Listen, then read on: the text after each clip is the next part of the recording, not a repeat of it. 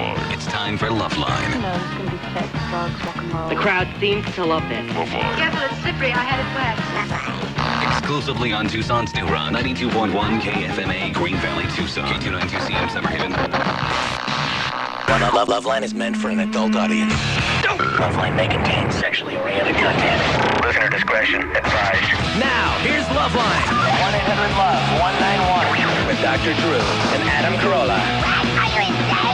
Hey there, hi there, ho there. You're as welcome as can be.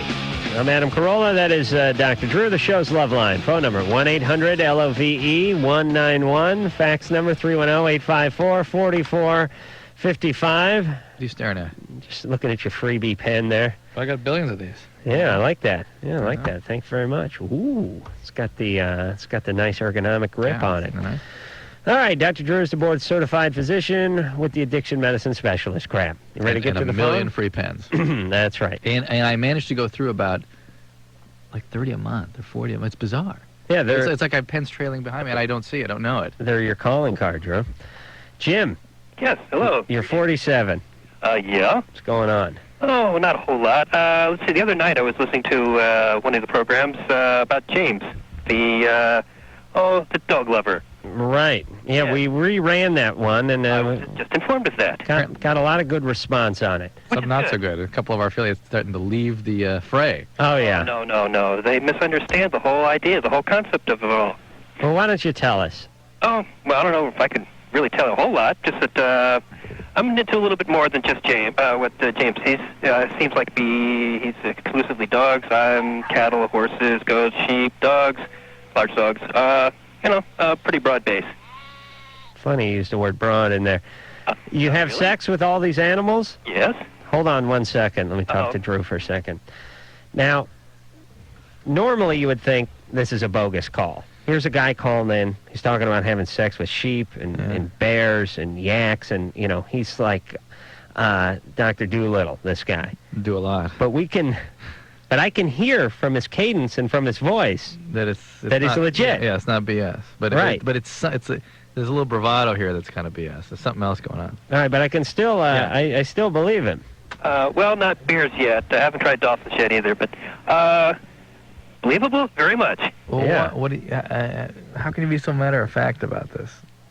You know what I mean? Why shouldn't I be? Well, this is not normal behavior, right? Well, that depends. Jim, it's not normal behavior, okay? Let's just start there. It isn't. Well, Jim, it isn't. You could argue quite a bit about, what was it, the Shrink Society just decided to modify the DSM-3, that homosexuality was no longer a strange perversion, it was just one of those strange diversions, correct? I haven't read the DSM-3 in a while. I'm just finishing with the DSM-2, actually. I'll wait for the movie. But what Jim is saying is if homosexuality was on the list for so many hundreds of years, maybe zoophilia will get checked off the list one day soon.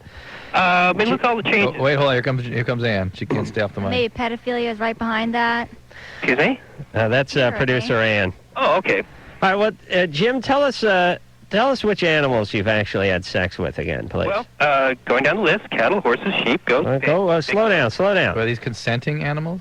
How do you define consent? You have to restrain them or sedate them? No, you don't sedate them.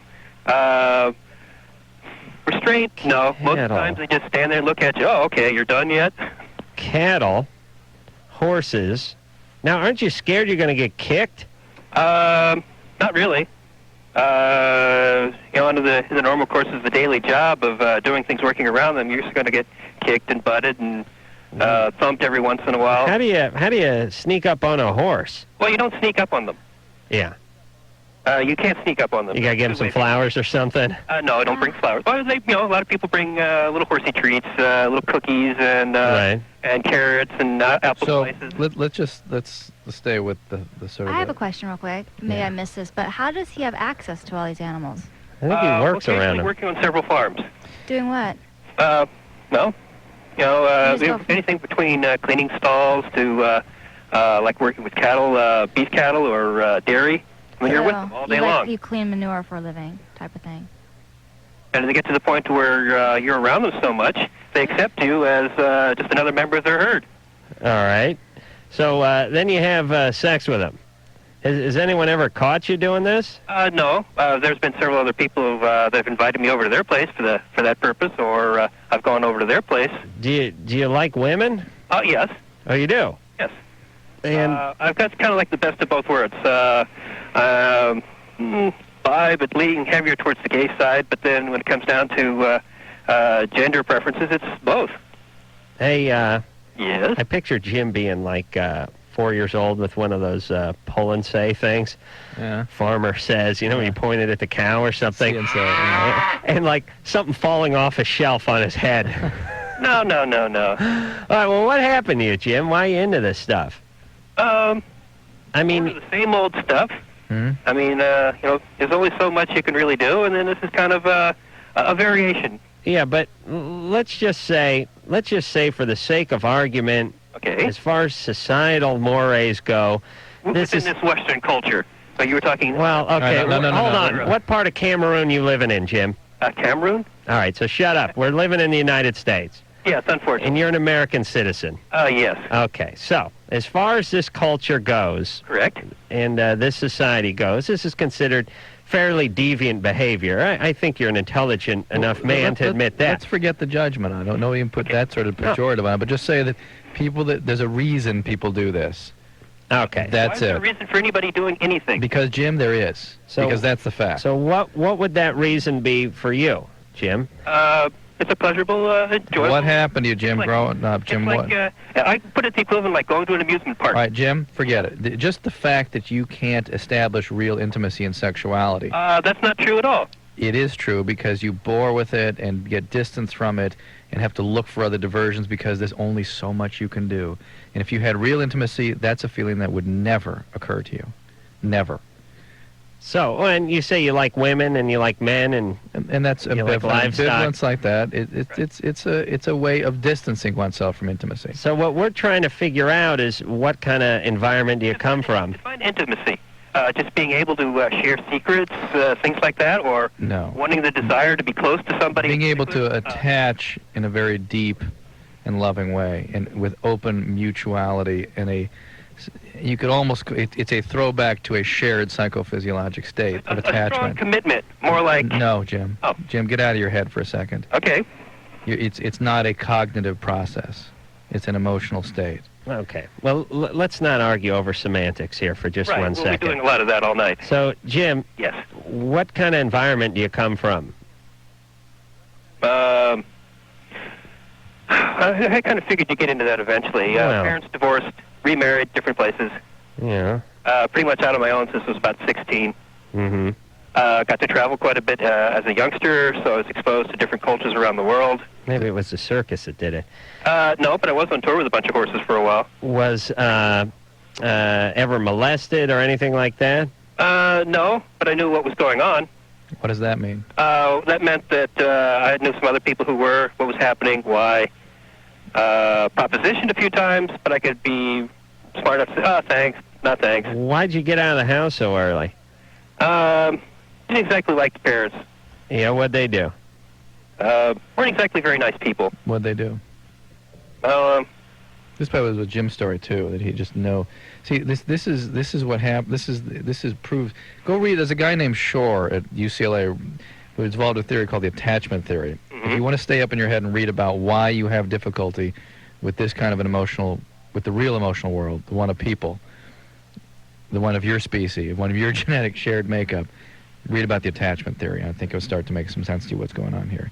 It's basically what the Romanian orphans suffer from too. And we're going to see all kinds of funny things like this happening in that The population. thing is, the question is why form let's see, a life sentence with one particular person when there's so much out there to really enjoy? Well, Because a normal person, and I'm going to use that word very clearly, a healthy person, let me put it that way, would not consider any sustained intimate relationship with one person a life sentence ever. Look at your divorce. Look at the divorce rate around this country. Look at it. We've got a mess on our hands, Jim. That's correct. right. And then besides that, as far as the amount of And by the way, I would not be. We've gotten into all these sort of judgment issues because I'm sure that you feel like you're being judged. I know I am. But look, it's not so by. much by you guys, but everyone that's listening too. Well, That's a strange guy, but people get pretty freaked out about this stuff. But I would not judge you. I feel Yeah, you And seem to be the one that's slightly neutral. Adam occasionally, though, has a few little cute remarks. Well, because I know where this comes from, and it's your way of coping with this, and you're okay, and you don't have other symptoms, and the question is, are you hurting something or not? And that's where people get worked up about this, and I didn't want to get into that. I'm worried about you, Jim, and I know that there's a greater level of gratification in life and satisfaction for you out there if you're willing to go after it. Yeah. In the meantime, you're going to drift around looking for these. Isn't it amazing? It's just a symptom of how you're drifting. Well, listen, it's hard not to pick on a guy who's banging goats. On the other hand, there's a part of you that knows that this guy is very troubled and that he had less than an adequate upbringing, and that's what he's doing. Extremely painful. Right. Imagine the pain that Jim went through as a kid. But these guys all have a high IQ, by the way. They spend a lot of time making their case and thinking about it. And if they would spend just 1/4 of that time getting into the S that got them there in the first place, they could free themselves up a little bit. I don't think they can. I think the biology is too overwhelming. Angie. Yeah, I... Imagine how smart that cow would be if they had kids, though. Angie? I believe it'd have to have a goat. Okay. Yeah, the teen helpline girls were on, like, last week. Yeah. Yeah. And, well, some guy called in and wanted to get involved with stuff like that. Right. And I have information, a phone number to, for him. Okay. It's, area code 253. What are you doing? What are you offering? It's called the, Safe Place Teen Resource Center Where? in Lakewood, Lakewood what? Washington. How do you know he was calling from Washington? He said he was calling from Tacoma, and you... Okay. All right, go ahead then. Okay. All right. Is area code 553-584-8125. And this is a peer counseling program? Yes. Run by a hospital or? Oh, no, it's a non-profit organization. Who runs it? Huh? Who's running it? Oh, I hate this. We shouldn't give these numbers out unless I've checked out what's going on. Well, who runs it, Angie? Who's running this organization, Angie? I don't know. I just started going there, like, last week. Who does the teaching? The supervisors are, Who trains? Huh? Who are the supervisors? Guy Strand and, No, what are their names? Who are they? What kind of levels of training are they? like I said, I just started going there, like, last... Are they nuns or Shriners? Or shrinks? Neither. They're just normal people. That's their job. You sure it's not? I mean, you never know. Who knows what this is? What do you mean? How'd you find it? Who knows? Scientology. I don't know. How'd you find this place? It was through a friend. Her name's Erica. And how'd she find it? They went to the schools, and there's like a outreach program for teens. Through the schools? Yeah. All right. Okay. Her name was Erica? Okay, hold on, write that down. That clears up a few things. Hey, so if Erica's attached to this project... Well, then of course. I'm green lighting it all the way. All right, Angie, thanks for that, and I hope you find the help you need there. Andrew. Yeah. You're 18. I got to tell you, what was the guy's name? Jim, sort of under my skin. What's going on? I'm just imagining the pain that kids have to go through to be converted. Well, listen, everybody's pissed off about what he's doing to the animals, but listen, as far as let me explain the life of livestock. You eat, then somebody kills you by putting a shotgun, a bang stick against your head, or some sort of electronic rectal probe up your ass or something. It's not a great life. It really isn't. Well, he's around the beef cattle, he said, the stuff that's right. You want to slaughter. Believe me, all of you who are crying your hearts out, next time you eat a hamburger, think about it. But here's the point. I feel more sorry for Jim. I know everyone's pissed at Jim, but I feel more sorry for him. He's the one who's losing it. Cow's just sitting there eating, not thinking about anything, and he thinks a fly landed on his ass. All right, go ahead, Andrew. I got 3 questions for you guys. The first thing I got to say is these two guys, James and Jim, I don't know, I mean, I've been listening to this whole thing for the past few days, and I think these guys, I don't know. Sometimes I was thinking they should be buried alive or something, you know? Hold on. I want to make a quick note here. Do not name son Jim. Mental note. Okay. Okay. It's my dad's name, by the way. Oh, Christ only knows what he's up to. My God, I swear to God, I got a hoof. Where? What? Yeah, I got a hoof. Yeah, my left foot. Adam, Andrew, why does that guy inspire such hatred in you? I mean, this is a guy that was abused awfully as a kid. I Well, no, you see, all right, no, look, he doesn't, cause me to hate him. I don't hate him. You just think he should be killed. No, Christ, Oh. I don't know the guy. Right. All I'm saying is that my first impression was like, these guys, they got a problem. I mean, that's been the response of everybody who's listened to these guys. But all I'm saying is, don't you guys agree with me in some little way that these guys should really, really seek some mental help? Oh, yeah. Oh, yeah. Oh, yeah. Yeah. But Oh, yeah. I think you should feel as sorry for them as you do for guys who are strung out on heroin. They got a serious problem. They're not really hurting anybody but themselves. Well, but that's the debatable point, is whether or not non-human species are being hurt by this. We do many more things to animals than this. Yeah. Many more things. What do you think this is? Are we in goddamn India or something? I'm You more think we disturbed. worship the cow? We slaughter them. I'm more disturbed by the fact that we don't react with the same intensity at the people who do this to people. Because that's where I draw the line. You've got to contain your behaviors to some point. Right. Now, maybe we should also be asking these guys to contain their behaviors too. Go back to 6, yeah. No. He had 3 questions. We got Oh, one. I had 3 questions? Yes. Jesus Christ. Andrew. They're quick. They're quick. All right. Go ahead. The first one I got is, last summer I had unprotected sex 3 times with this one girl that I really didn't even know. And I got, checked out for, a lot of the crap. And basically, is it true? I was told by the doctor that, like, genital herpes, sometimes you can carry that virus around for, like, 20 years and it doesn't show up. And it might show up, but you might not notice it. That's what I mean. We did this Sex in the 90s thing for MTV last week, and they put up some data that suggested that 90% of people with herpes don't know they have it. Now, I don't know if that's accurate, but a significant percentage of people with herpes don't know they have it. That's pretty damn high. That's amazing, isn't it? Why wouldn't he know? Because the outbreaks can be somewhat mild, or if it's intense, guys' denial.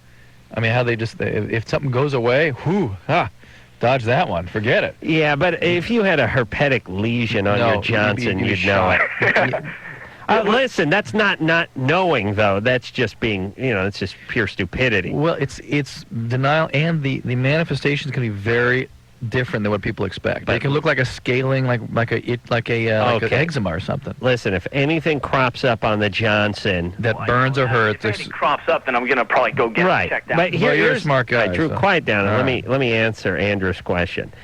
If you're a guy who's lucid and who's aware of his Johnson, it is not going to slip in behind you. We're talking about crack addicts here. Yeah, but I'm not. I've seen this a million times. I really have seen it a ton. If he sees anything... Okay, Drew, here's what I'm saying. I agree with Adam in a way, but... All right, we'll go on your third question. Listen. Are there any signs that you have this? No, there are none. There are... I have... ever since that Andrew, happened... hold on. He was talking to me. He's talking to me. Drew, can you get herpes and have 0 signs? Theoretically, but that would be rare. Very rare. Yeah. And so the 90% are people who have signs, but just ignore it. But they ignore them. And they go away and they figure it out. Right. But if Andrew, on the other hand, saw anything, he would go. So we don't have to scare him into thinking that he's got it and doesn't know it because he's one of the 10% who would know. Yes, well put. Thank you. Right. Then, And number 3? Number 3, real quick. Basically, like, I've been kind of, chasing around this one girl for like I'd say the whole damn school year, and it seemed like things were like going like pretty damn good for me and her, and then we finally got together, and then like within 5 days she just like broke it off right away, and I was like, she's really afraid of commitment because she's never had it before, and I respected that and everything. Yeah. But like lately it seems like she's been like kind of. This past week, she's like kind of showed me signs almost that like she's losing interest, and it's like, I've been through heartbreak before. It's nothing real new to me, but it still just amazes me how like women can do this kind of thing. And it's not all of them though. It's the ones you go after. That's the one you like. That is my luck. So luck doesn't have a lot to do with it. It ain't luck. It's attraction. Yeah. It seems like luck, but it ain't luck. It's everything but luck. So, Andrew, figure out what you're attracted to, and then figure out why this is happening to you. That's where your answer will be. Don't get into this. What's up with chicks today? Yeah, nonsense. And if someone's having trouble, if they can't commit and all that, don't try to get them to. It's either two things. It ain't gonna work. She ain't India, or she can't tolerate closeness. Right. Either case, bad news. Now, here's what it is. Let me make this example. Whenever you try to get someone to do something they don't really want to do, and then they give you a reason why, like they go, you go, hey, you got to go to Puerto Vallarta this weekend, and you don't want to go. You go, listen, I'm throwing a party. Can you come to my house Friday night for the party? And they go, I can't. I'm sick. I can't come out of the house. Now, there's two choices. Either they're sick, or they don't want to come to your goddamn party, and they're lying. Yeah. Either way, not good. Not good. Right. They're not coming to your party. They shouldn't come to your party. You don't want them at your party. That's right. Brian. Yeah. You're 19. Yeah, before I ask my question, I had the same kind of life that Jim did. You know, my parents got divorced and went with different people, and I had a hard childhood, and I don't screw animals, you know. Well, not yet. How hard was I knew you were going to say that. Why was your childhood hard? I just went through, my parents got divorced, and you do smoke a little weed, though, don't you? Yeah, a little. I used to. I've been quit for about 8 months. Good for you. Brian, as hard as that was for you, I imagine Jim's parents like Dad in a clown outfit with a big, Shakes the Clown or something. I mean, to me, it's so spooky talking to James. You imagine some really awful people. Yeah. And divorce, and abandonment, and loss. Now imagine that, Brian, and how that would screw with your ability to be close to somebody. Yeah, exactly. Yeah. Okay, my question is, whenever, like the past month, when I get an erection, it hurts for some reason, mostly along the bottom of my penis. It hurts. Time to answer this? You want to? And I've lost like the urge. I mean, I still want to have sex, but I've lost the urge because I'm thinking it might be too painful. You know? All right. Okay. Now hold on a second, Brian. We got to take a break. I got to learn to sleep on my back, Drew. Do you sleep on your stomach? I'm all over the place. You're all, you know, you get those erections when you're in the middle of the night when you're sleeping. Yeah. And, you know, if you sleep on a hard mattress, you get that penis in there. You start, you know, it's like having a bottle jack under you. You start tipping over. Weren't you going to have a special device put into your bed, the bed drain? The mattress. It's an orifice for your mattress. Yeah, it's the hole. I swear I got to get one of these. I'm sleeping sort of half-cocked on my side, pardon the pun, like, I mean, I have these weird dreams at night. Like I picture, you know, when you make a rabbit trap, they take like an apple crate and put a stick under it. That's you. And you tie a string to it. Yeah. All right, I'm the crate. Yeah. And the stick is the penis, and I'm not sure where the string works in, but it's uncomfortable. I'll tell you, I got to sleep on my back. The string's the penis. The string's the penis. All right. Do you have to do that, Drew? We'll take a break. We'll come back. We'll tell Brian why he's experiencing pain with his erection. You have 5 seconds. Loveline with Adam Carolla and Dr. Drew. 2. Back in a minute. 1.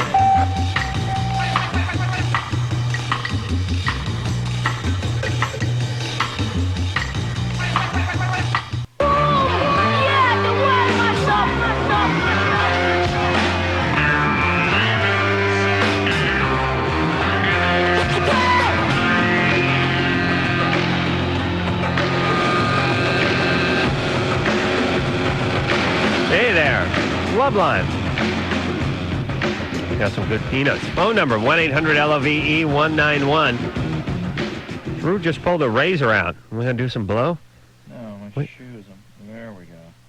Cobbler Drew, everybody's working on his shoe during the show. Drive me absolutely crazy. You all right? Yeah. All right. It's that expensive Italian shoes you wear there, No, Drew. hardly. Oh boy, those gay. Who gave you those? You didn't pick them out, Susan?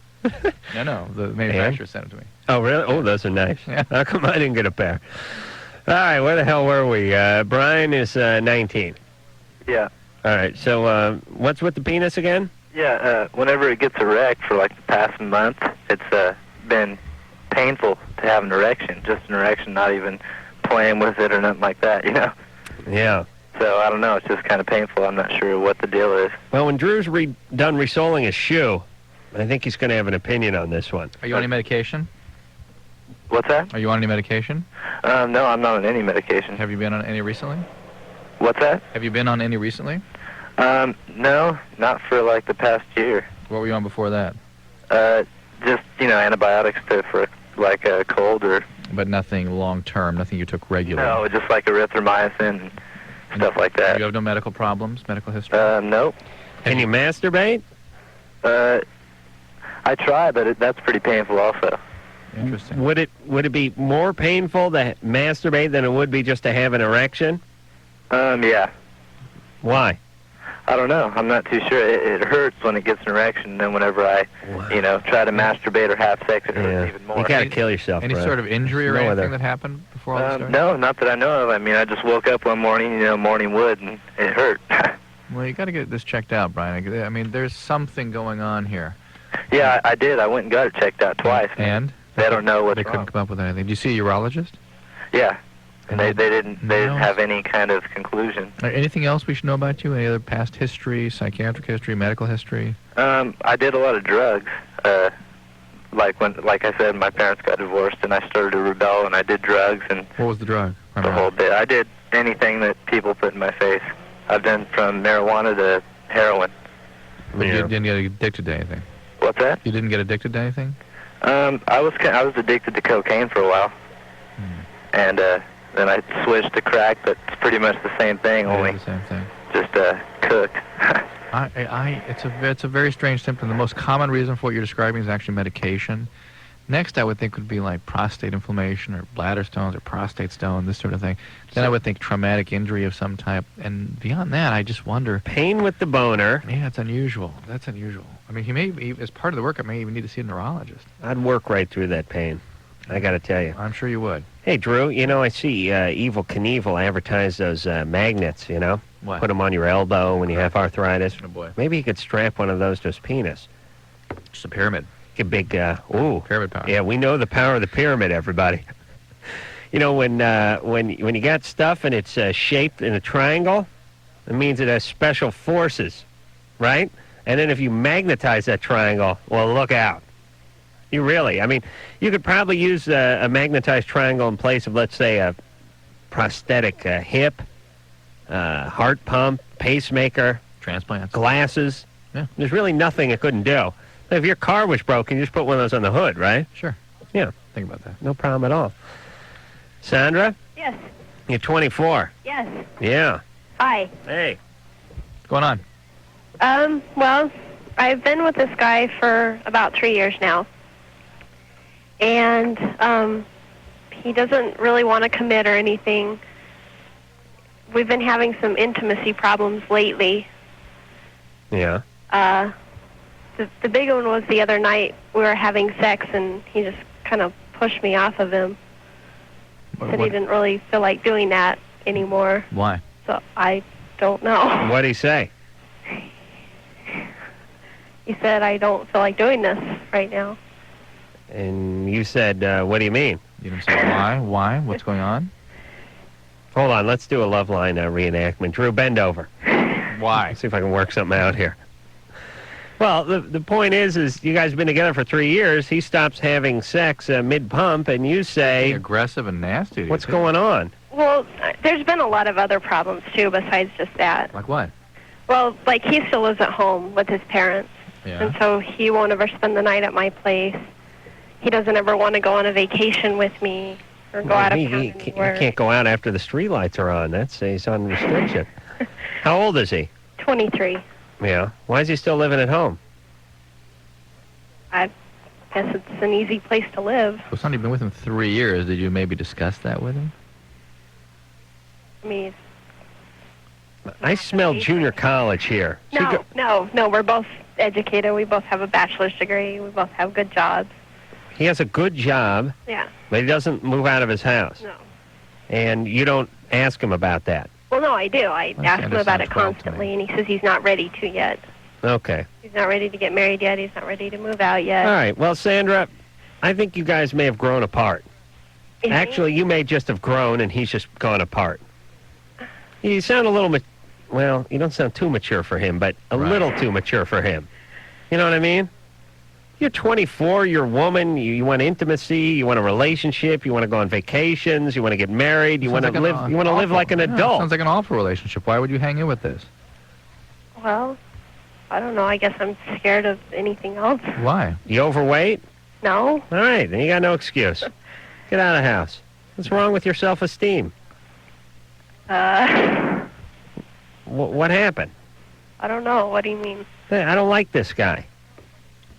He doesn't seem like he makes you feel very good about yourself. No, not.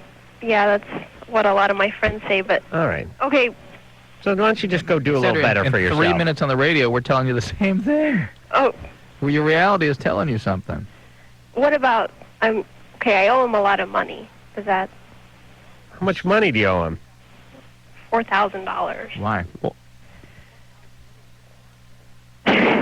He put out? Huh? why? He helped me out of some debt. Okay. How old were you when you left home? How old was I? Yeah. Which time? I mean, Say something's up here. Oh. Something's up with Sandra. Uh-oh. Sandra? Yeah. Someone do something bad to you at some point? Well, yeah. Yeah. Yeah, here we Oh, go. Drew was picking up something in the voice. How old were you when you left home the first time? Okay. 12. 19. 19? Yeah. That was the first time? Well, I mean, okay. Let me tell you, I haven't lived with my mom my whole life. yeah. So when I was 12, I moved from my mom. I Ooh. moved in with my aunt and uncle, and then I moved Hey. back to live with Drew? my mom. All right. You know how when Drew said 12, that didn't strike you as strange that you moved out at 12? Well, yeah. Right, that wasn't impressive to you? It wasn't interesting to you? It didn't seem like a coincidence? I don't know why. That I could pull that number out of the hat? Yeah. What if I guessed your dad's name? Would you just kind of go along with that? Or would that strike you as interesting? Yeah. Okay. What? So God knows what happened at your house that got you out of the house A at lot of 12. Okay. So, Sandra, Yeah. this guy's horrible. It's another awful person. Another bad person. We don't trust your decision-making at all. Get out. Get on your own. You're on your own. Keep going. Just keep going. Keep going. You'll be fine. All right? You're making headway. You're moving in the right direction. with this Okay, relationship. Sandra? This is your albatross. Forget the $4,000. You'll figure a way to pay that off. Just pay him back. Pay him $100 a month, all right? Uh-huh. All right. What happened to you that was so horrible? Well, what didn't?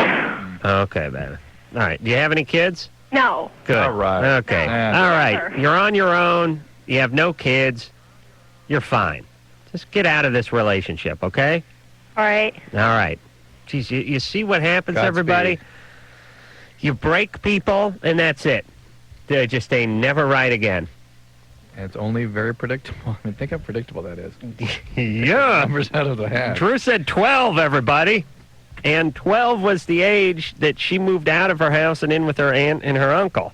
I was talking to a 12-year-old.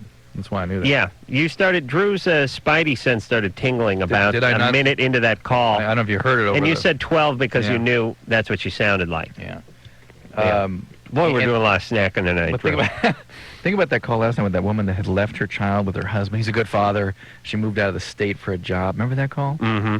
Man, that's how you get whatever our last caller's name was. What was Right. her name? Sandra? Sandra. Just don't have any kids. That's all I ask. Carol, Yes. you're 27. Yes. Hi. What's going on? I was just calling because I've been married to my husband for 2 years, and we've been together for about 7. And right in the beginning of the relationship, I made it pretty clear I did not want to have kids. And he said that was fine. He didn't want to have kids either. And now recently he says he thinks we should start thinking about it, talking about it. And I don't see myself changing my mind in the next couple of years, and I want to know how long I can wait and still, if I do decide to have kids, how long can I wait and have, a safe pregnancy? Well, How about another 7 weeks or something? no, I mean, you got at least 10 to 15 years maybe, but just to have kids. But why so adamant? What is it that's happened to you around kids that makes that such an awful prospect? Oh, well, actually, I love kids. I just, probably the primary reason I would say is because I have a horse that I would much rather channel my energy and money and time towards rather than raising kids. And No, now we got the heebie-jeebies. No, that's bad. no, it's... Listen, I don't know what it is with chicks and horses. They love those goddamn horses. They ought to join the cavalry. Well, as long as you keep that first caller away from my horse. But I guess the other reason is just because I feel like in this society, how can you raise a child getting, shot, molested, on the way to school, and, getting on drugs? All right, we got to do some gambling. All right. Yeah, hold on a second. Carol, we got to take a break. Okay. You seem like an open book. You'll be honest with us, right? All right. It's an honor to be gambled on Loveline. You Okay. know? A dubious one, but an honor.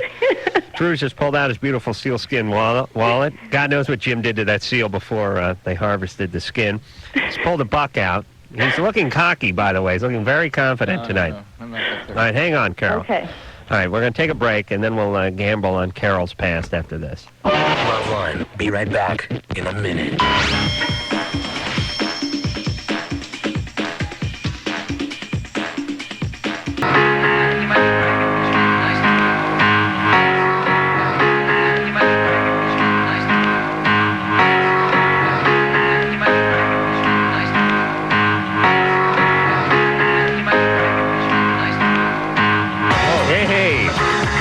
Mike gave me the Gestapo point. He gave me the Heil announcer.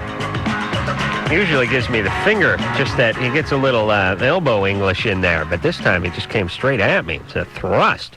It's very exciting, Mike. Hey, it's Loveline. I'm Adam Carolla. It does remind me of something. That is Dr. Drew. What is that? Did you find it? You know, I'm building a website. No, police. Yeah, I am. It's drdrew.com, and I wanted to build it around what our listeners and viewers want it to be. I want it to be a health access, community chat kind of thing. So look it up, log on, drop me a note about what you want it to be. What's on it now? Just a billboard where people can put anything they want.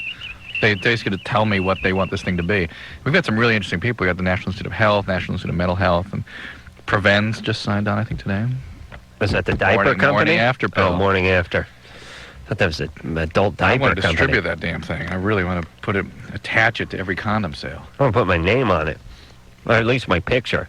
All right, Drew, let's stop snacking for a second. All right. We're going nuts here. Let's put the snacks aside. All right. We got to put them. We got to put them where we can't reach them. Move that. Put the popcorn. Yeah. Okay. All right. Now, when we left off, we were speaking to Carol.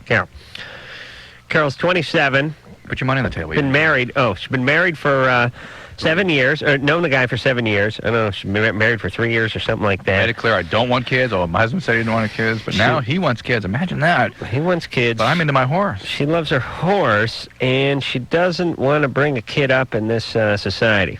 Gunshots and hepatitis and crack. Now, you go first. I don't have a clear deal. Here's my take.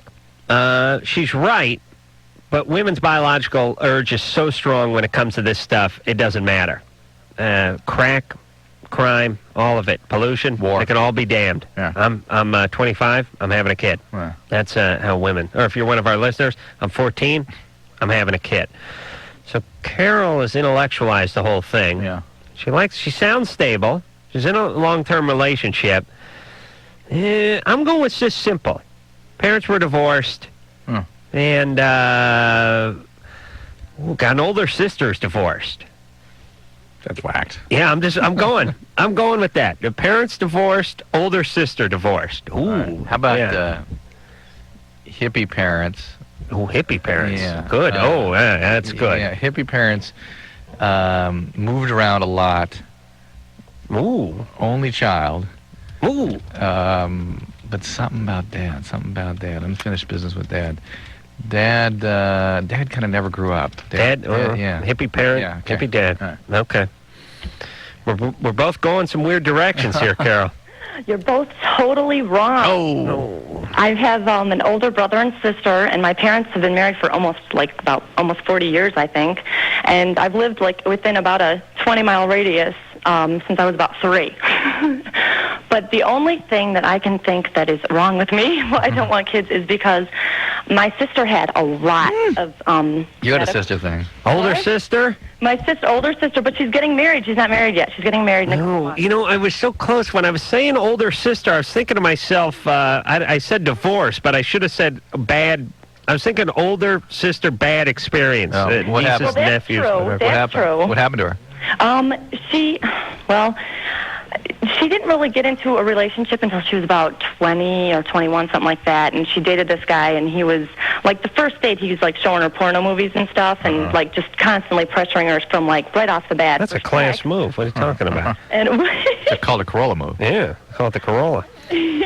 And basically, he just pressured her until she gave in, and then she, Hold on, Drew. Where are you going with that dollar here? I may have something here. Hold on a second.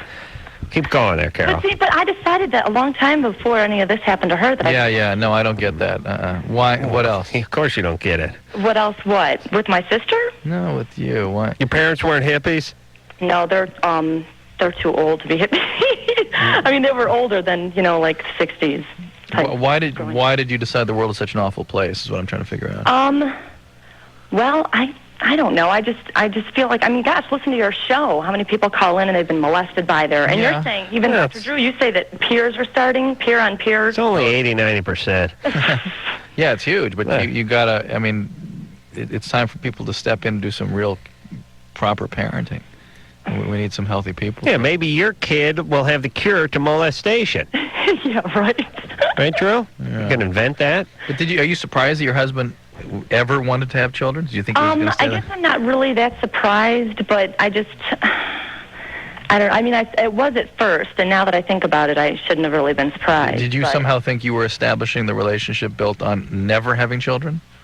Basically, yeah. How come you misunderstood that? I don't know. Listen, we got to move on. Carol, all right. Your sister, is she older? Yes. Mm-hmm.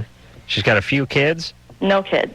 No kids. No kids, any of us. She's got an older sister. I'll give it to you. Bad relationship, though. Yeah, all right. No, I should get a quarter out of that. All right, Carol. All right. You got plenty of time. All right. My sister's 35. She just had a kid, another kid.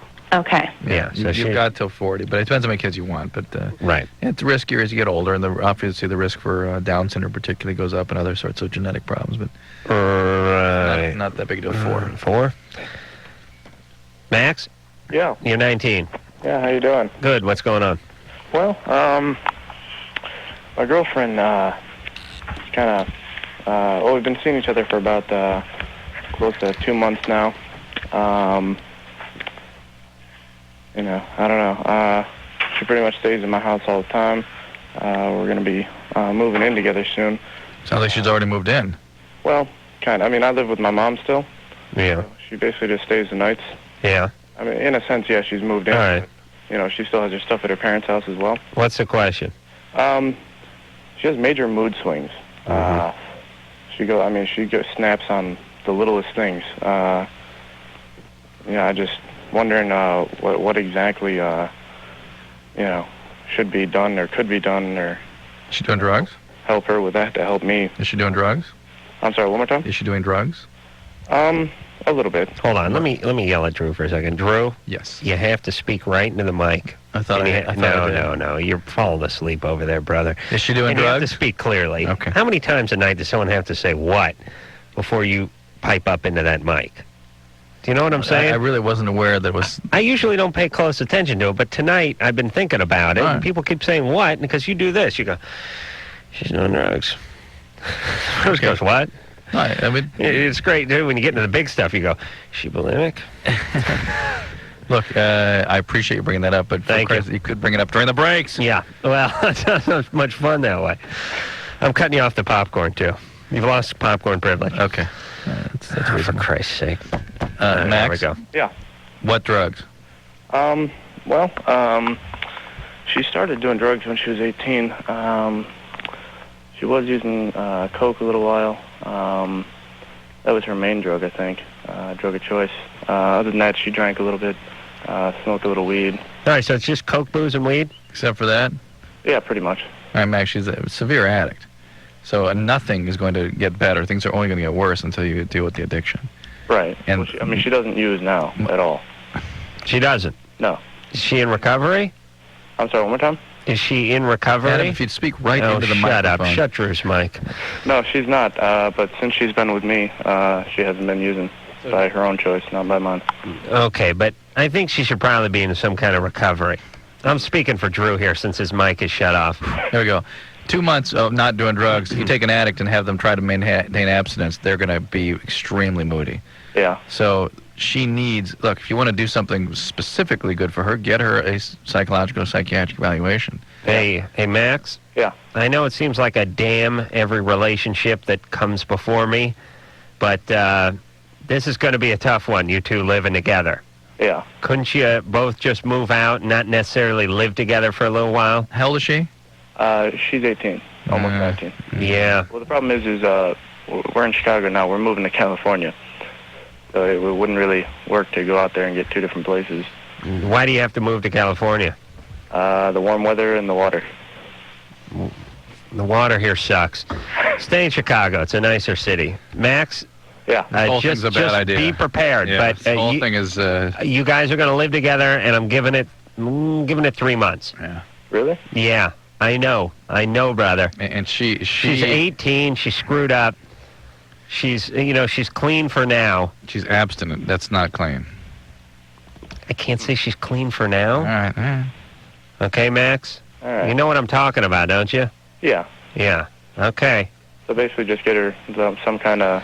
Get her in recovery if she's willing to, but get her evaluated if she's willing to do that. Just push the whole thing back 6 months. Yeah. So if you can put together a good 6 months, we'll move out to California. Yeah. Now give me time to move to Oregon. All right. Derek. Yeah, what's up, guys? You're 23. Yep.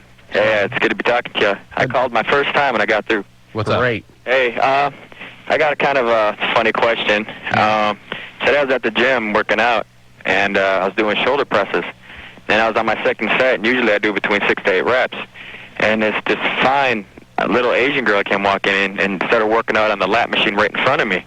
And I noticed, as I was doing my reps, I was looking, because she was I was facing from behind, and I was just looking at her, her butt, and I just started fantasizing, while I was lifting, and I was actually doing more reps than I normally did, and all of a sudden I started getting that queasy feeling, and I ended up having an orgasm. Wow. Hold on a sec. Hold on. He's got like a bad gasket somewhere or something. I mean, I understand there's nothing more exciting than an Oriental woman, or I should say an Asian woman. Oriental. Oh, for Christ's sake. Wasn't it Oriental for like 200 years in a unitard? That is exciting. I understand that. But still, can you imagine this guy in the sack? Probably didn't get his underwear down before something comes on. All right, we'll get back to Derek after this. Loveline. Be right back in a minute.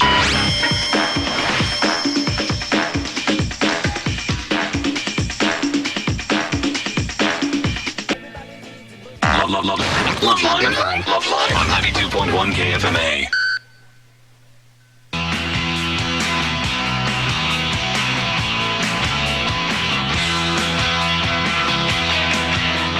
Hi, this is Jennifer Gray, and you're listening to Loveline with Adam Carolla and Dr. Drew. Yes, that's what it is. And we're going to take ourselves a little 10-second break, and we'll be back with more Loveline in just 10 seconds.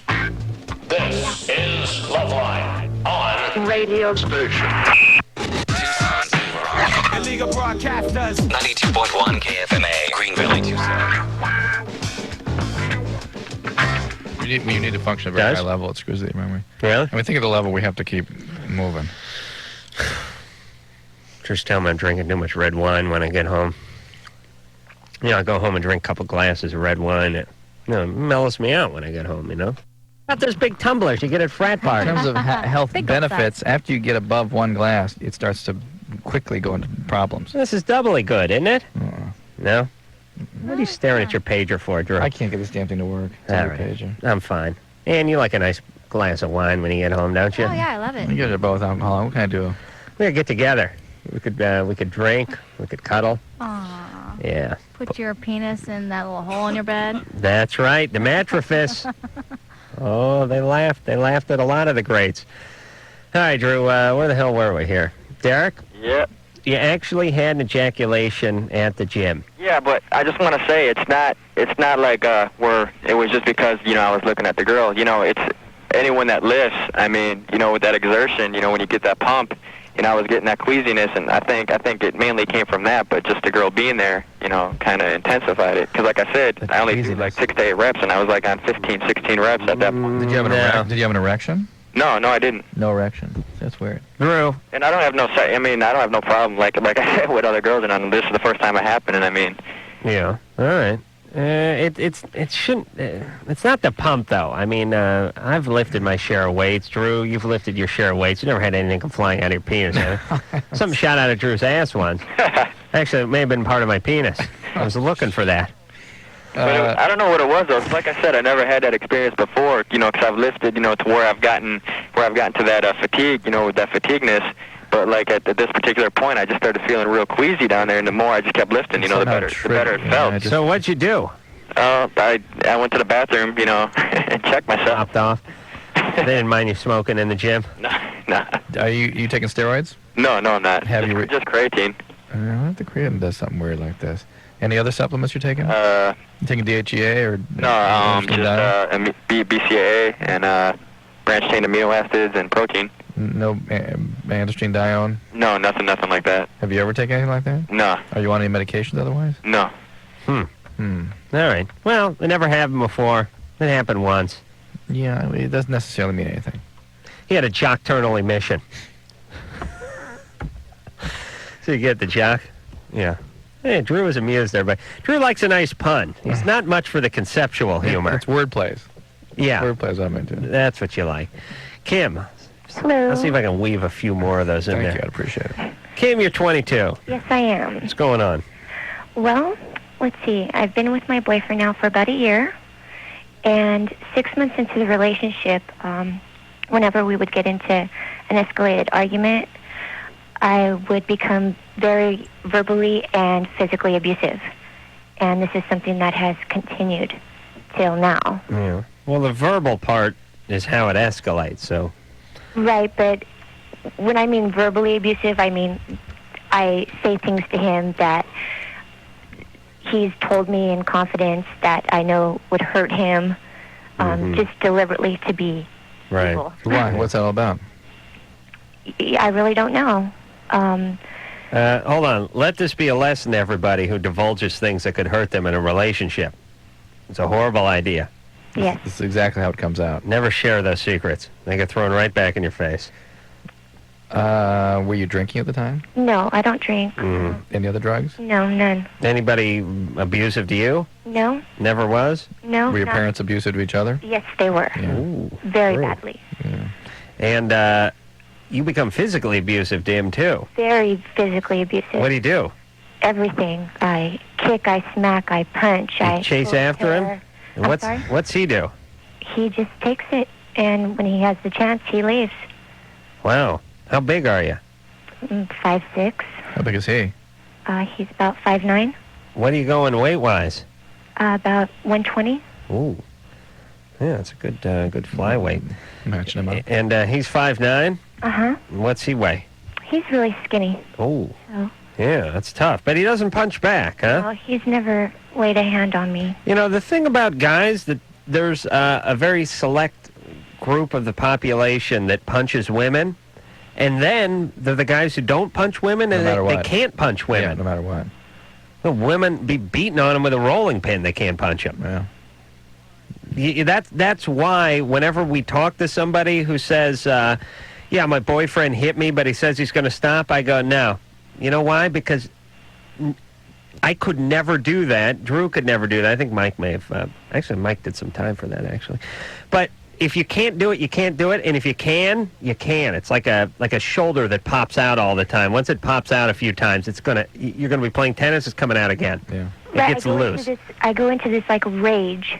Yeah. Where I keep going and going and going, and no matter what, I just can't stop. Well, you need to do something about that.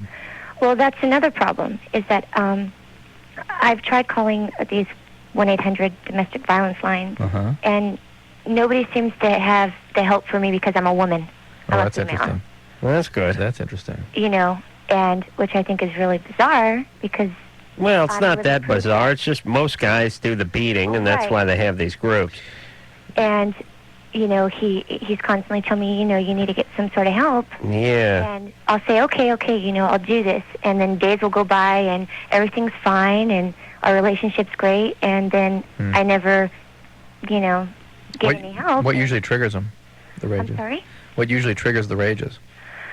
If he calls me, like, certain names, or if he tells me, you know, if he says hurtful things to me, that's what triggers them. You know, I know this doesn't sound like the words of a therapist here, but what if he just gave you a huge hook to your body? I mean, what if he just drew a big Mike Tyson type shot right to your kidney? it's like I'm waiting for him to do that. I know, but don't you think if he just whacked you once and it hurt like a mother, I mean, you just fell down and couldn't breathe for 5 minutes, don't you think you'd be much less likely to tee off on him next time? I don't think so. No, you don't? I think that's just the whole. It'd slow her down a little. More slow her down that night. me. Yeah, that's what she's looking for. Oh, I know she's looking for it. I know she's in a rage, but you can never underestimate the power of that kind of painful suggestion. He literally what she's looking for is an abuser. And he literally had to take off and really start giving it to her regularly. Well, he should move out, right? If she tell doesn't- chicks to move out. Yeah, if she doesn't why do is something, this? but it's interesting. She's very insightful. She has a sense of where it came from. All right, she well- wants to do something. She's reached out. Well, she needs to get some therapy. She then. really does. Really does. She needs to get one of them Bataka bats. I don't know how they would manage this rage. They got a stick with a pad on it and beat the crap out of each other. About medication, frankly. Really? That kind of rage. Ooh, Maybe just a muzzle or something. She's 22. Well, all right. Listen, get into some therapy and deal with it. we're not talking about a couple weeks here. No, this guy's tough as nails too. I like this guy. Nicole, Yeah. you're 18. Yeah, okay, I'm going to get straight to my question. I know you guys get all pissed off. I'm wondering if you guys think I should move out. I live with my dad right now. He's an alcoholic. Yep, And we do. Okay. You got another question? Yeah, I got tons. Okay. What's another one? I got a brother that's a freshman in high school right now. You're there protecting him? Pardon me? Are you busy protecting him? Sort of. We just moved out. We used to live with my mom, who married an abusive man, and so it's like I'm considering maybe he should move into a foster home or something. It's that bad with your dad.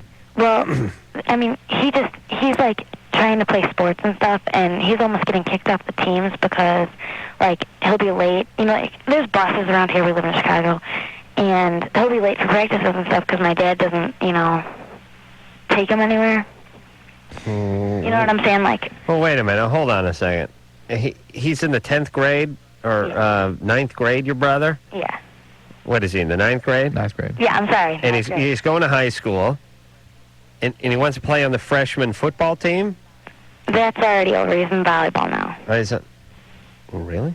Kind of a gay sport. No, not in this goes. He's going to play volleyball for the school volleyball team. Right. So after school, he stays and goes to practice, right?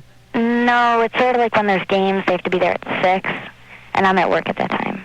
Okay. Well, here's the deal. Your dad's an idiot, and your dad's a drunk, and that's heartbreaking. But as far as your brother goes, I think what he needs to do is start relying on outside resources. right. And the way he does that is he makes friends with other kid on the team, and he carpools with the kid, so on and so forth. You know what I'm saying? Yeah, I understand. He needs to not rely on dad for anything, not expect dad to be able to do anything. And the two of you want to do something for your brother, go to Alateen with him. Take him to Alateen meetings. I don't have a car. Well, then call Alateen. They'll come pick you up. They Call will? AA. They will pick you up and take you to meetings. Hey, can they give me a ride to the airport tomorrow? It's this meeting there. Really? It's about time, Adam. We're just telling me. Please. We're just telling me. Oh, the temerity. I'm a big star. Do you understand that? Another one. What are you implying? All right, it's a horrible situation, but I It's think not that horrible, though. Well, it's not. It's just He's in high unpleasant. school. Stay in, play all those sports, stay after school, Yeah. make some buddies. Listen, everybody. I didn't have a great family. There wasn't any abuse or anything like that. It's just that people were a little complacent. There wasn't a whole lot of driving places. There wasn't a whole lot of that. So I figured it out. They didn't like football. They didn't like football. So what did I do? I made a lot of friends at school. I chummed up to guys who had cars. When I was on a team, I made friends with guys who had cars on the team. And when it came to going to practice or going to the games or whatever the hell it was, I just did it all with them. So basically, Adam is advising people to be manipulative and sociopathic and really get what they need from people. And Yeah. Yeah. Okay. I've always relied on the kindness of strangers, Shrew. You know that. So you put out once in a while. No, it doesn't. You need that network. You really do. Yeah. I mean, listen, I got arrested when I was like 18. I called my buddies. They bailed me out. Your buddies are like your family without the baggage. That was driving the 19? motorcycle down that side Yeah, street. my mom told me to drive down that Oh, street. you told that story like I imagine you were 33. Oh, no. Can you believe that, S? You know, I had a bunch of warrants out for me for parking or moving violations. I don't know what it is. You I couldn't afford to pay them. I had warrants. I couldn't afford to pay them. I didn't have insurance. I didn't have anything. I was an outlaw. I was like that renegade. You see that show, Renegade? Yeah, you were living by your own rules. That was me. I was playing by my own rules, on the run from the man. And I was working at this god-awful, it was the job I got right before I got into construction. I was working at a travel agency with 20 screaming yentas. This horrible Hoffman travel. Oh, what a nightmare that place was. And I was riding this beat-up motorcycle with no license plate and all that. Did you have to give them a message while you're at it? Hoffman travel? Kiss my ass. Oh, these poor chicks driving their husbands. Kiss my ass. Driving their husbands nuts. Travel agents are all nuts. You know what I'm talking about, sir. Easy. I'm over at my mom's house for dinner, and I'm saying, Mom, I got all these warrants out for me. I mean, I owe $500, and if I get pulled over, I'm getting arrested, and I don't have any money. You know, I mean, I got to use my motorcycle to get around. That's how I get to work and back. I can't quit my job. I don't have any money in the bank, and if I get arrested, during that call, if I get pulled over, I'm going to jail. What went through her head during that call? It's like, that's cool. That's a cool way to live. Who? Your mom. No, my mom thought, hey, that's no good. Okay. But the kind of theme with my family was, hey, that's no good, but what are you going to do? I mean, no way is anyone getting $500 out. I mean, if you want to understand my family, that's my family. Good people, but they ain't getting up. I mean, it's like, I don't even think she wanted to know how much it was for. It's just, your kid's got warrants. If he gets pulled over, he's getting arrested. Don't get pulled over.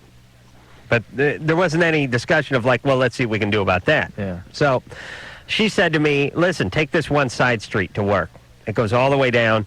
It goes all the way down. It's not a main street, but it runs parallel to the main street. There's no stop signs. There's never any cops around there, and you won't have a risk of getting pulled over like you would be on the main highway. I said, that is fantastic. Thank you for that tip. The next morning, I was on that side street on my way to work, and guess what? Pulled over. For what? Oh, registration was overdue or something? Yeah, it was just something. It was just sort of cop on a side street guy looking dicey, wearing a football helmet, riding a motorcycle. That was you know, with a tool belt. Looking like Easy Rider or something. Tool belt. And got pulled over. I mean, it wasn't... unfair to profile you. How did they know? That was discriminatory, Adam. Yeah, that's right. Yeah, I think the guy thought I was black or something. He pulled me over, and it was about 8 hours after my mom told me about that, and I was arrested. But I went to jail, and I was sitting in the jail, and I had a phone call to make, so I called my friends. Well, you know, 4 or 5 of them got together. They're all as poor as I was, but they all ponied up $110 each and bailed me out. That was it. Then I got fired from Hoffman Travel the next day, and one of my buddies got me a job cleaning carpet, digging on a construction site. Oh, the beginning of a illustrious career. Beginning of a illustrious career. So, Kiss my ass. all leading up to Letterman. So you see, it's your friends that'll save you, everybody. Jason. Jason? Yeah. Yeah. You're 23. 23. All right. This is my problem. I was in the hospital and I met this nurse, right? Mm-hmm. And we, got together. And, while you were in the hospital? Huh? While you were in the hospital? Yeah, while I was in the hospital. What were you in the hospital for? Overdose. And what kind of nurse? She was your... Psychiatric nurse. And wow. She had sex with you in the hospital? Yeah, and then, we seen each other out of the hospital. Jason, that's rehab. That is some heavy ass. What do you mean? I mean, it's illegal. I don't really see a problem with it, but... Well, I'm telling you, it's illegal. It means she is very sick. Oh, really? It's illegal. It's unethical. It is... I mean, it is at the outskirts of acceptable behavior in our society. I mean, people that... Well, what's her level of training? She was a med nurse. So we don't know if she's psych tech or RN, right? She has her LVN going for her RN. Well, I mean, her whole... license in danger, could go to jail. I mean, this is serious. No, serious. Don't freak out, Drew. Well, I mean, it's a total... I mean, it is a serious violation. All right, but Jason's fine. Now we're seeing each other on the outside, but it's almost like it's a fatal attraction. Well, you can be sure there's something going on with her.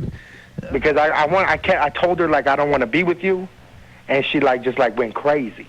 5150, Well, guess what? I mean, is she an addict? Huh? Is she a drug addict? Am I? Is she? Excuse me? Is she a drug addict? Not as far as I know, no. What's that out. 5150 mean? Held against your will for 72 hours. Oh, really? A lockdown. Wow. You gotta get your friends to bail you out, like me, Jason. They ain't no bailing out at 5150. Oh, really? No. Not at all. Jason, Jason's been in a 5150. you've been 5150 before. I've been 5150. I've been 5250. I almost went on conservative. Oh, man. For drugs? Huh? For drugs? Nah, I'm in this whole little state, but, you know. You've been on a 14-day hold before? Yeah. Oh, boy. 5250, yeah. Oh, boy. That's a 14-day? Yeah. So you got to do something pretty wild to get a 14-day hold, right? Well, it's a whole long story while I was on it, Yeah. you know, but... What happened? What'd you do? Well, you know, I've been in a few hospitals before in my life, and, you know, just little things, you know. Overdoses, cut my wrist. Right. Oh, brother. Hey, Jason, you sound like a pretty decent guy. I am a pretty decent guy. Why can't you just pull it together? Oh, I'm pulling it together now. Good. You know, that's no problem, but I'm trying to figure out how to let this girl go. Yeah. How to get her out of my life. She knows where I live. Right. She knows everything about me, from my name to my social security number. How old is she? She's approximately around 30. You have to sort of just round off. You don't know her actual age? I forget her age, actually. She's in, like, her middle 30s. Hey, you report, listen, it's also, I'm sure, against her hospital policies, the policy for her to be fraternizing with patients, at least for a couple of years after they've been discharged from the hospital. So why don't you just call the hospital where she works and let them know what's going on here? And I promise you, the hospital has in fact, you could be a rich man if you want to be. The hospital has a gigantic liability in allowing her to do anything with you. You let them take care of it. No, listen, you shouldn't be able to sue any place you don't pay. You call the director of nursing. Do you understand me? I understand, but call the director of nurses at that facility. You get dragged to some hospital. Listen, you women, you get dragged to some hospital, you have your kid, you can't afford to pay. I don't care if they pull it out of your ass, you can't sue. You OD on drugs, they drag you to the hospital, you can't pay. You don't know that he I don't care what the hell they do to you. He could have been insured. He wasn't insured. Jason, you weren't insured, were you? Yeah, I got good insurance. See? What the hell? See? Oh, yeah, I got good. I got Medi-Cal, Medicare. Oh. I'm paying for my insurance and yours, too. All right, Jason, listen, stay out of trouble. Hey, but what do you think about... No more 5150. No. Tell the nursing department of that hospital. No, they will take... I'm gonna end up probably... Jason, they will take care of it for you, believe me. I'm not saying sue the hospital. I would not suggest that. But tell the nursing department they will stop this because they have a massive liability with this one. I'm afraid that she's going to start stalking me and she's going to come to my house. But you certainly have that potential here, but you're going to need lots and lots of help in terms of managing her. What do you think if he does this? What do you think if he says, listen, if I see you one more time, if I get another phone call from you, I'm going to tell the hospital. If this phone rings and you're on the other end of it, and I don't care if it's a hang-up, I am going to then hang the phone up, pick it up again, I will call the hospital, and I will tell them everything they need to know about you. Yep. Now, it is your choice. Yep. That's the way to put it. And that is it. So you do not have to call the hospital now. I think the hospital needs to know because they need to know what they're dealing with here. All right. We'll be back. Loveline with Adam Carolla and Dr. Drew. The phone number's 1-800-LOVE-191. We'll be right back.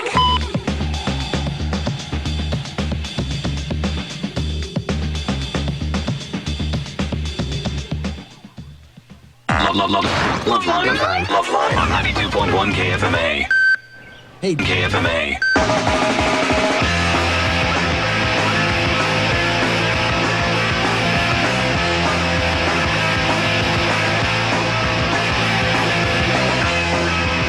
Hey, Loveline. I'm a little tired from talking to Drew during that break. Phone number for Loveline, 1-800-LOVE-191. Fax number through an 0854. Getting lots of letters from the foreskin societies lately. Mm-hmm. The anti-circumcision groups. Why is that? I don't know. I have no strong feelings about the whole thing. I mean, I hate to get into something I don't understand why it's such a big deal. Let me state this once and for all and be very clear about it. Here's the deal with circumcision. Not necessary in this day and age. On the other hand, there is a hygiene issue. And in terms of the sensitivity, all you guys crying the blues about it, don't make a difference. It's marginal. It's not harmful. as much sensitivity as you get, as strong as that argument is for the sensitivity, is as strong as the hygiene argument is on the other side. The medical societies that have this thing are mostly arguing about the potential risks of the procedure and the discomfort of the procedure. Right. And I think the point they're making something. is reasonable, is it ought to be discussed with parents, that it's, it's... Well, look at it this way. The Jews have been doing this for longer than anybody, and look how it's worked out. Everyone loves them, their family, right? Everyone's got a good job. It's good. They're good people, right? Yeah. So how much is it screwing them up? See what I'm saying? Yeah. Do the math. I just more worried. There are lots of ways to spend your energy. Why? Because people, as you know, for women it's animals. For guys it's foreskins. And anytime I see anyone getting too whipped up about anything, I know they're flawed. Women crying too much about seals beaching themselves. Guys whining too much about being robbed of their foreskin. How about us? You're all screwballs. How about us screwing about the morning after pill and about kids having kids and that kind of stuff? Well, we're doing God's work. Okay. That's different. You understand? We're not screaming about anything that happened to us. Thank you. Okay. There you go. Amber. Really? You're 19. Here we are. Okay, Drew, stop effing with my head here. Amber. Hi. Hey.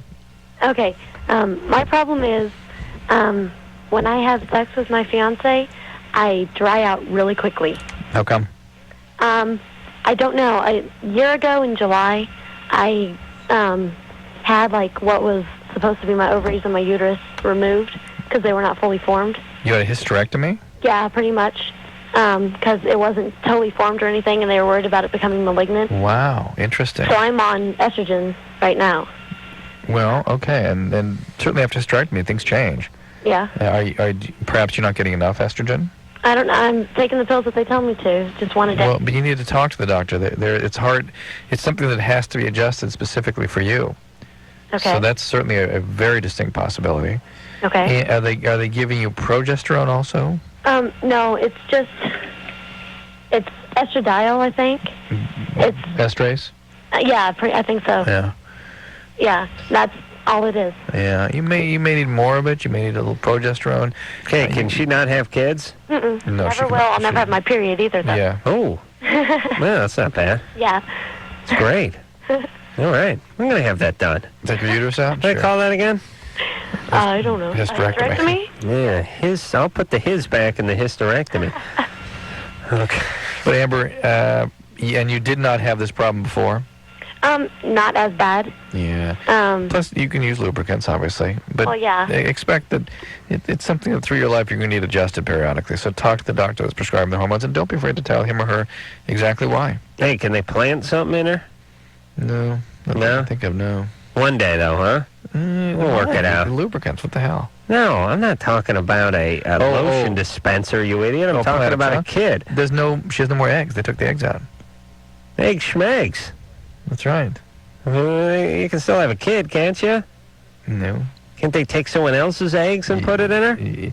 They can't now. I mean, you can have extra uterine pregnancies, but I don't think any of those are about the term, I don't think.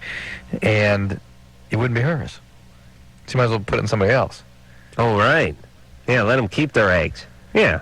Why do they need her eggs in her basket? You know what I mean? Right. Very smart, Drew.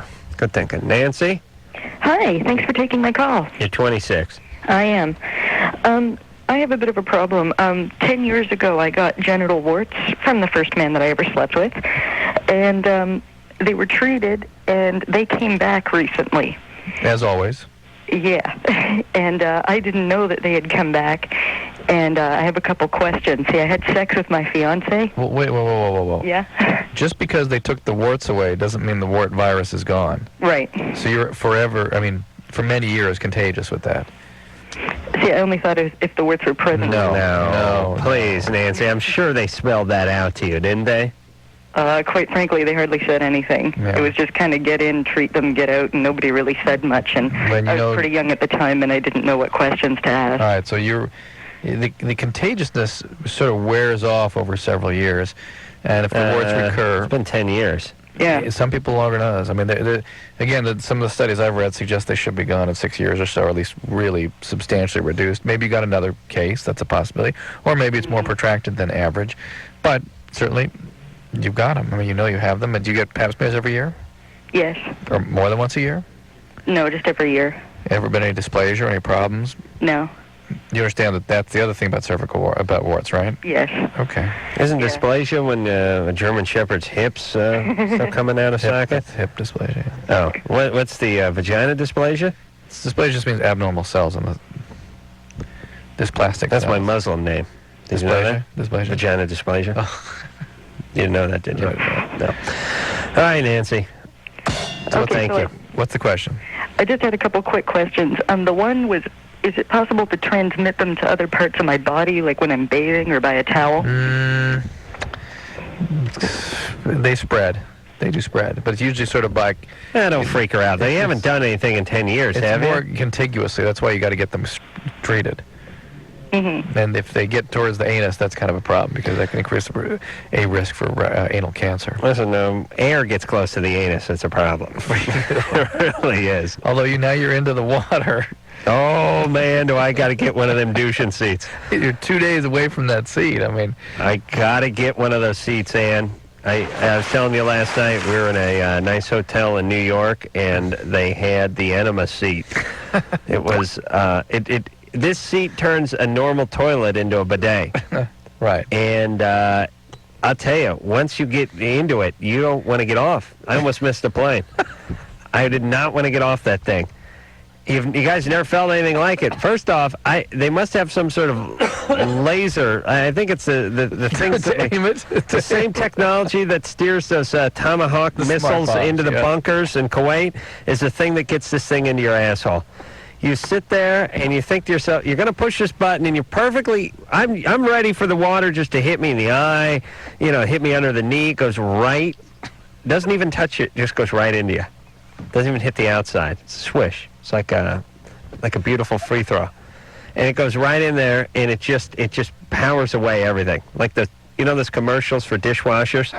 It's like that, except for not so much baked on stuff. Not the casserole stuff. But it is excellent, and you get used to that. You never want to go back. You never want to go back. Water? It's Luke. It's perfect temperature. Yeah, it's the temperature, so that you have to. And the seat is warmed. You have to. Oh. The seat is heated. Oh, was it? Yeah. Yeah, I thought that was So me. you have to hit a button. Right by your side. Yeah, there's a. It specifies pulsating or not. Yeah, Really? it's like driving James Bond's toilet. I hit one, the smoke screen came out the back. Oh man, that could have been me again. Machine gun. Yeah, it You was still awesome. wipe after that. You do. You dry You off. dry. You pat yourself dry. I mean, it's excellent. Excellent. I gotta get one of these things. I was thinking of just stealing it.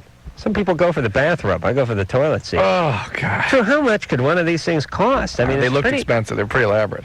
All right, but you need a water source. You just tap. I'm surprised tap into the angle You didn't stop. maybe that come down to your room powers to the look at toilet. it, to discuss it and examine it. I figured you had one. Yeah, I forgot to bring it up too. I thought, oh geez. Yeah, you need a power source, you need a water source, but you got the water source right behind the toilet anyway. All you got to do is tee off of that. You got your water, and then you just plug it in to one of those GFI switches in the bathroom somewhere, and it heats it up. They have a front and a back switch. They have a power setting. You can blow yourself right off the front of the toilet if you want. I didn't even bother with the front setting. I was just, I didn't know where that was going to land. And what else did they have on it? Was that a temperature setting? On, off. I don't remember temperature. Pulse. Yeah, get a nice massage down there. It was excellent. Yeah, it was like being back in Why Gay do Paris. you like it so much? It never dawned on me to, I'm down there, I go through a roll or two of toilet paper and a sitting. I'm down there, I'm wiping away, I'm running out of stuff. It's so gross. It's a mess. But this thing, all your troubles just float away. It washes them all away. It's like a magical river running through your ass. It's great. And I'm telling you, once you got on this thing, you'd never leave the house. I'd have to get an ISDN line So put into there's- my bathroom, Drew. I'd do the show out of my There's bathroom. different directions. It can hit you from different directions. You go front or you go back. Now, why would you do front? Front's for the chicks, maybe for the gays. I don't know. But it's certainly not for the straight guys. The laser, I don't think would do. Yeah. Drew, I got to get one of these. I'm going down to Snyder Diamond tomorrow. I'm going to put an order in. You want one, Drew? And by the way, I got a birthday coming up couple of months. This is a gift that would just keep giving. And let me tell you, I got a few bathrooms in my house. Wherever this one went, that's where I would went. Wherever it went, that's where I'd go. Absolutely. Find you there. And I'm going to look into this thing, Ann. I'm going to look into this, and I'm surprised you didn't bring this up with the manager who was so nice to us over at that hotel. Oh, I should have. Oh, yeah. They'd probably get some kind of bulk discount. You could call him. I'm sure he'd be happy to talk to Wait you. a minute. As a matter of fact, we stayed at the same hotel 6 months earlier. I sure as hell don't remember this thing. Do you? No. We had to sort of upgrade our rooms. No, I stayed in a nice room last time. Mm-hmm. All right. All right, I'm going to look into this, everybody, because this is really a winner. We'll take ourselves a little break, and we'll be back. Loveline with Adam Carolla and Dr. Drew. The phone number's 1-800-LOVE-191. We'll be right back.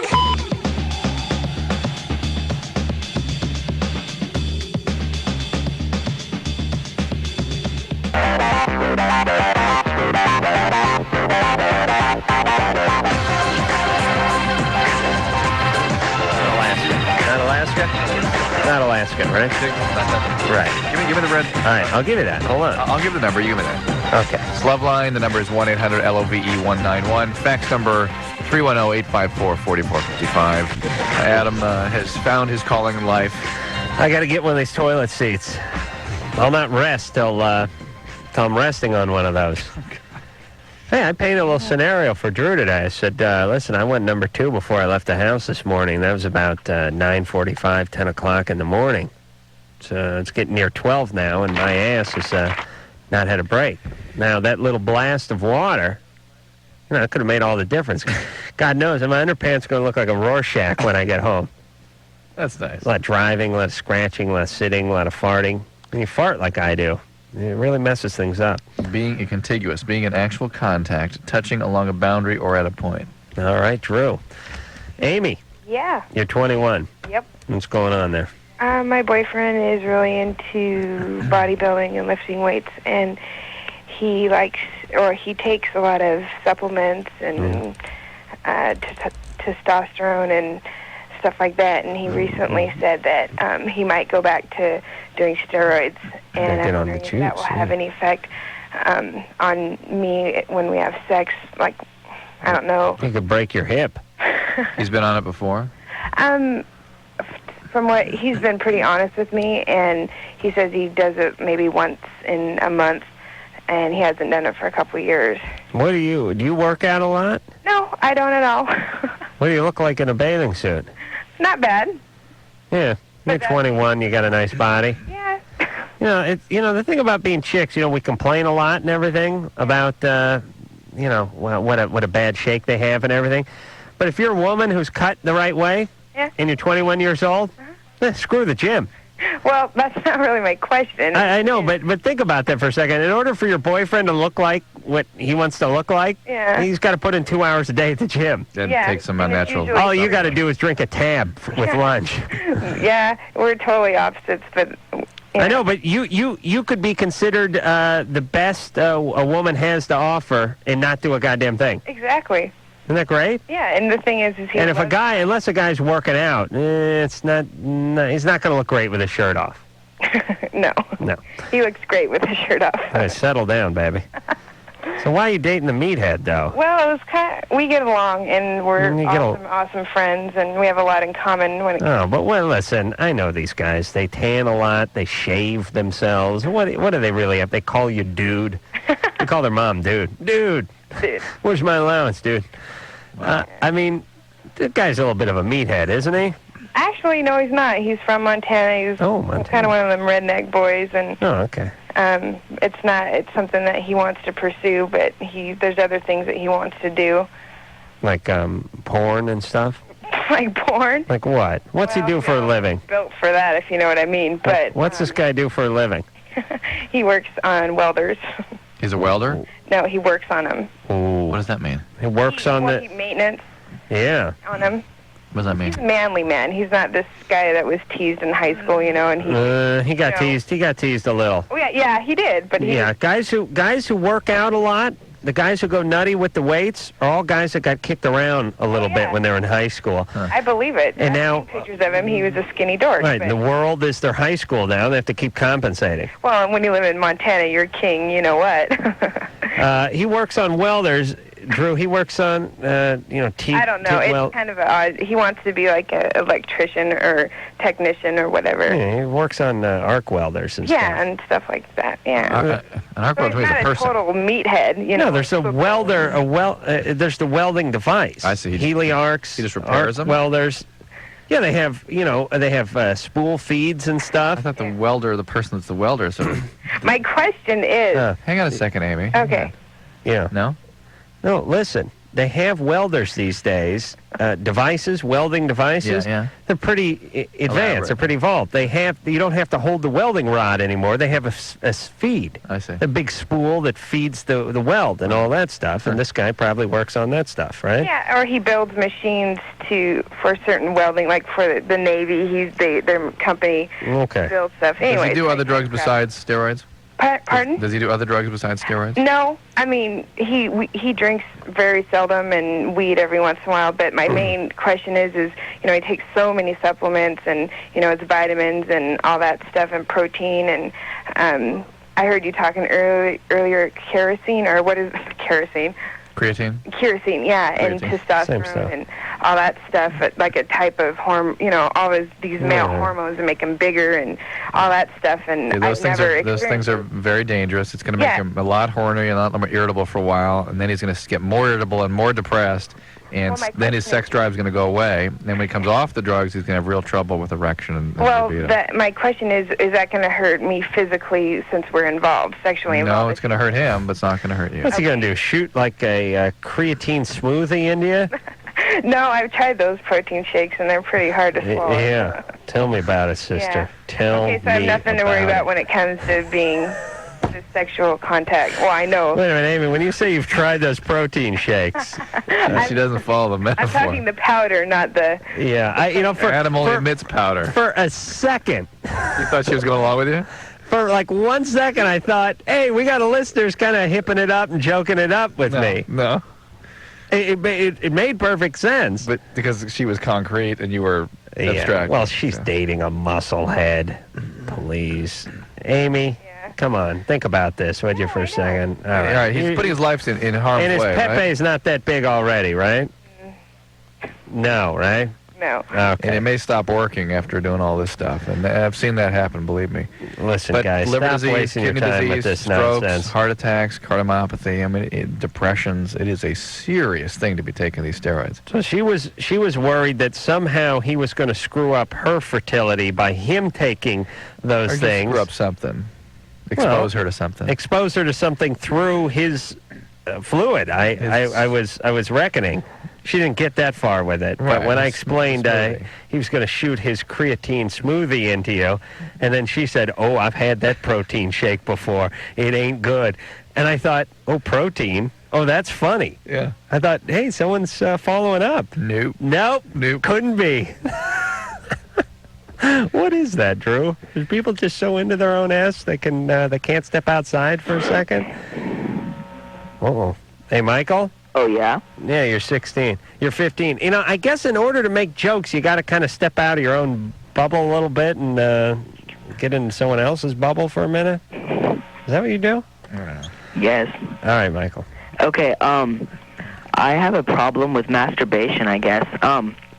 After I masturbate, the top half of my penis below the head of the penis kind of swells up a little bit. Not a little bit, but yeah. It swells up. Like it's irritated or inflamed? Inflamed, yeah. I don't know why. Is it raw? Huh? Is it raw in some way? No. It's not raw. It's just, after I'm done and the erection goes away, it swells up and it hurts, actually. The upper half hurts. And I'd like to know what that's from and stuff. And again, my usual questions, you're not on any medication? Oh, no, not at all. How often are you doing it? Once a day. That's not much. No. Not for 15. No, it's not much, but yeah. What are you, a morning or an evening man? Evening. Yeah, something to look forward to. Otherwise, you just crawl back in bed. Yeah. Where are you going? I don't know what that would be about. I don't. It doesn't sound like anything I would be worried about. It swells up, but it swells up after you're when you're flaccid. done.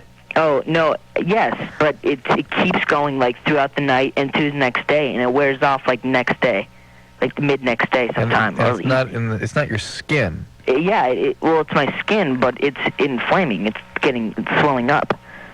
Yeah, it's underneath the head, though, right? Yeah. You know, the sad part of my job is I'm now picturing your penis. Oh, great. Yeah, it's I don't know, you take it as a compliment, but it just sort of comes with the territory. Drew, what could that be? I don't know. Nothing worrisome comes to mind for me. It sounds uncomfortable. But... No pain? Oh, yeah, pain. Yeah. It's, painful when it's inflamed. I'm going to play a hunch here. You have like a junior high graduation ring that you wear in your right hand? No. No. All right, I'm all out. Let's flip over the cards. Michael? Yes. Why don't you take a break for 3 or 4 days, see what happens? Yeah, I've tried that, and as soon as I start up again, it happens again. Really? Yeah. It's not something you're doing to yourself. No. Not that I would. How long does it take you to complete the mission? 10 minutes. 10 minutes? No, like 5-10 minutes, yeah. 3 to 5 minutes? Yeah, okay. No, earlier tonight, I was masturbating, and it probably took somewhere around 5 minutes. 5 minutes? Yeah. Right. Like one commercial break if you're watching Baywatch or VIP or something. Huh. All right, Drew, what should he do? I mean, he should talk to his doctor about it, but give himself a break. I agree with that. And maybe, tone it down for a few weeks. He gave himself a break. He didn't do it. One episode. He tried to break for 3 days. Here's my fear. I'd like to give myself a break, but then what if I gave myself a break and nothing happened? Then it'd feel like I was raped. You'd been deprived of 8 or 10. I'd have to have someone yank me off in the coffin. I really understand. I'd be behind. I'm glad this week is over. Yeah. No, we got to go to break. Jason. Yes. You're 25. Yes, I am. You keep thinking about your ex-wife and your girlfriend and can't get on with your life. Yeah, that's pretty much what's going on. Let's see, me and my ex-wife divorced a little bit over a year ago. Yeah. And while I was married to her, I had an affair with this girl I had met previous to the marriage. And when I had the affair, of course, we were married. Right. But, anyway, after the affair, or during the affair, me and my wife split up, and then we got back together. And 13 months after we got back together, she told me basically just to get out of the house, She didn't want me around anymore. All right. Well, that's what you get for screwing around. Oh, yeah, I understand all that completely. Now you got a new girlfriend? No. See, that's the problem. After, this, I'm hung up on, both of them, and I can't get on with it because it's like... No, you don't have either one of them anymore. No, I don't. Okay. Well, have either one of them, and I'm not really, into getting either one of them back, but every day I think about them, every day, and it's like that's what's stopping me from going any further. That's all right. Probably not a bad thing. That's not a bad thing. Yeah. Listen, everybody who needs to get on with their relationships the second they get off the last person they were on top of, that's all right. That's just a cycle. That's just God and your nads saying, listen, take 6 months off. Or longer. You screwed, you're married, you're married and divorced, you're only 25 years old. Right. Last time you're screwing around with a chick 3 weeks into your marriage. Yeah. I'd say you're pretty bad at this. Yeah, let's take some time alone, figure out what you really want, see what your feelings are all I about. don't want to use tired sports analogies again, but when a guy gets the crap beat out of him in the ring, he gets back in the ring about a year later. Yeah. They don't go back that afternoon. Yeah. You just got done getting pummeled. Take a break. You're not good at it. That's fine. I feel so liquidy. Really? Why? You're listening to Loveline with Adam Carolla and Dr. Drew. Loveline will be right back.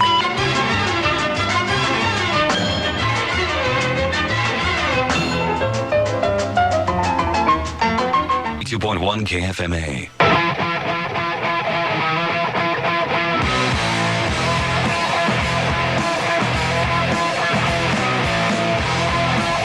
Yeah, should we do that? Sure. Yeah, that makes sense. Okay. Oh, for Christ's sake. Hey, I want to thank the fabulous Sherry for doing a wonderful unsung job on the phones. It's really the toughest job here beside my job. I want to thank producer Ann for coming in here and just, I'll tell you, She couldn't be any thinner. Her hair couldn't be any blonder. She's just a joy. Engineer Mike, let's see.